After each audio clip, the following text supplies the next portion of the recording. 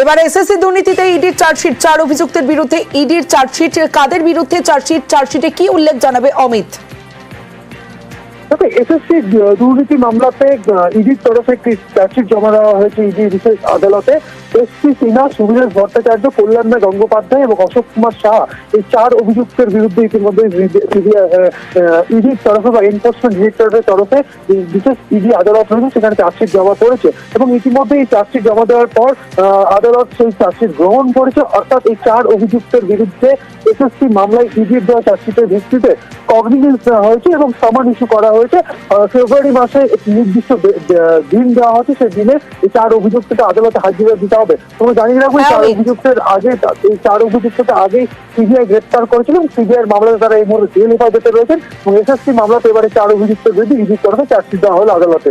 বেশ, ফের হিন্দুত্বের শান সুকান্ত পর এবার শুভেন্দু। বিরোধী দলনেতার দাবি, বিজেপির দরকার আর 5 থেকে 6% হিন্দু ভোট, আর তাহলেই এ রাজ্যে হিন্দু সরকার হবে। ধর্মীয় মেরুকরণের রাজনীতি করছেন শুভেন্দু। পাল্টা স্বরূপ কুণাল।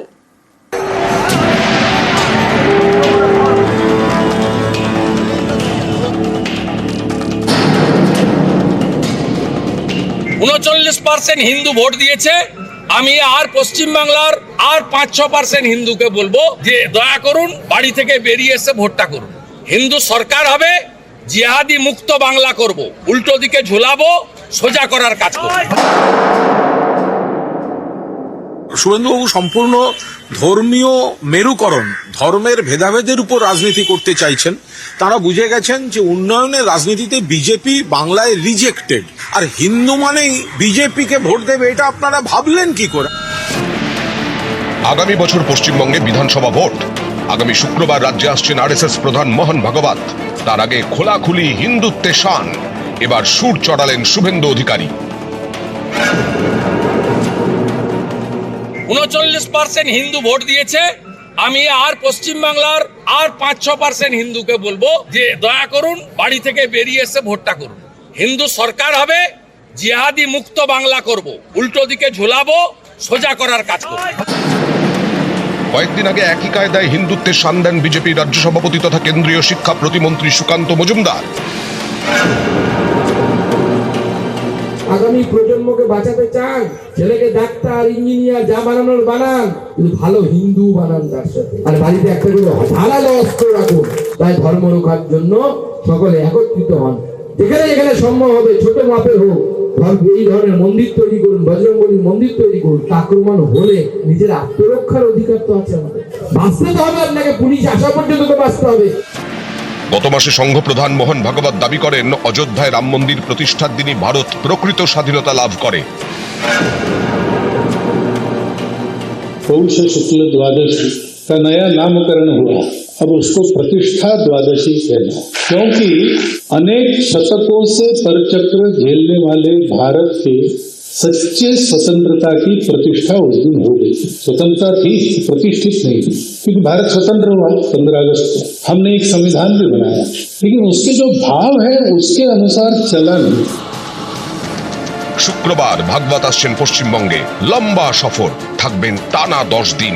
অনেকের মতে বঙ্গ সফরের আগে ভাগবতের এই স্বাধীনতা মন্তব্য সুরটা বেঁধে দিয়েছে, স্পষ্ট করে দিয়েছে বঙ্গে এসে ধর্মীয় মেরুকরণকে হাতিয়ার করতে চাইবেন ভাগবত। সেই মতো বারবার সুর চড়াচ্ছেন রাজ্যের বিজেপি নেতারা, কখনো আসরে সুকান্ত, কখনো শুভেন্দু। 39% হিন্দু ভোট দিয়েছে। আমি আর পশ্চিমবাংলার আর 5-6% হিন্দুকে বলবো যে দয়া করুন, বাড়ি থেকে বেরিয়ে এসে ভোটটা করুন। হিন্দু সরকার হবে, জিহাদি মুক্ত বাংলা করব, উল্টো দিকে ঝুলাবো, সোজা করার কাজ করব। 21 বিধানসভা ভোটে তৃণমূল পায় 47.94% ভোট। 24 লোকসভা ভোটে পায় 45.76% ভোট।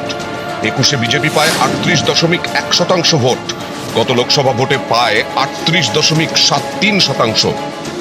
শুভেন্দুর টার্গেট তাদের এই ভোট শতাংশকে 5-6% বাড়ানো, তার জন্য হাতিয়ার হিন্দুত্ব। 39% হিন্দু ভোট দিয়েছে। আমি আর পশ্চিমবাংলার আর 5-6% হিন্দুকে বলবো যে দয়া করুন, বাড়ি থেকে বেরিয়ে এসে ভোটটা করুন। হিন্দু সরকার হবে, জিহাদি মুক্ত বাংলা করব, উল্টো দিকে ঝুলাবো, সোজা করার কাজ করব। শুভেন্দুবাবু সম্পূর্ণ ধর্মীয় মেরুকরণ, ধর্মের ভেদাভেদের উপর রাজনীতি করতে চাইছেন। তারা বুঝে গেছেন যে উন্নয়নের রাজনীতিতে বিজেপি বাংলায় রিজেক্টেড, আর হিন্দু মানেই বিজেপিকে ভোট দেবে, এটা আপনারা ভাবলেন কি করে? বিজেপির যেটুকু ভোট বেড়েছে, যেটা সিট বেড়েছে, ওটা সিপিএম এর ভোট। এগুলো বাম রামের ভোট ট্রান্সফারের বিষয়। আমরা মানুষের কাছে রুটি কাপড় আর মাকান পৌঁছে দেওয়ার চেষ্টা করি মমতা বন্দ্যোপাধ্যায় সরকারের নেতৃত্বে। সব ধর্মের মানুষই উন্নয়নের স্বার্থে তৃণমূল কংগ্রেস প্রার্থীদের ভোট দেন। নিউজ 18 বাংলা। যোগেশচন্দ্র কলেজ, সেখানে সরস্বতী পুজোয় বাধা, আর তাই নিয়ে হাইকোর্টে মামলা। হাইকোর্টের নির্দেশে সরস্বতী পুজো পুলিশের পাহারায় যোগেশচন্দ্র কলেজে সরস্বতী পুজোয় বাধা দেওয়ায় হাইকোর্টে মামলা। যোগেশচন্দ্রে পুজোর অনুমতি হাইকোর্টের, পর্যাপ্ত পুলিশি প্রহরায় নির্দেশ বিচারপতি। আইডি কার্ড দেখিয়ে ভিতরে ঢোকেন পড়ুয়ারা, সেই ছবি আপনাদের দেখাচ্ছি। পরে শিক্ষামন্ত্রী ব্রাত্য বসু যান সেখানে এবং যান মালা রায়ও। বহিরাগত ঢোকার অভিযোগে বিক্ষোভ যোগেশচন্দ্র ল কলেজে, পড়ুয়া বিক্ষোভ। বহিরাগত জুলুমবাজির অভিযোগে আজও বিক্ষোভ।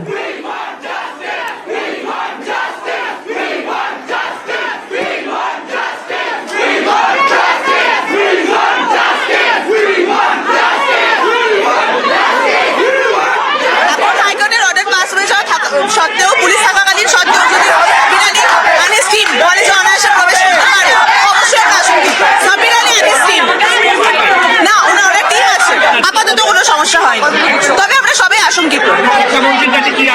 আমরা এটাই আপাতত জানাতে চাই যে আমাদের কলেজ ক্যাম্পাসে, কলেজ প্রিমাইসিসে বহিরাগতরা কিভাবে অনায়াসে যাতায়াত করছে, আমাদেরকে রেড দিচ্ছে এগুলো কেন?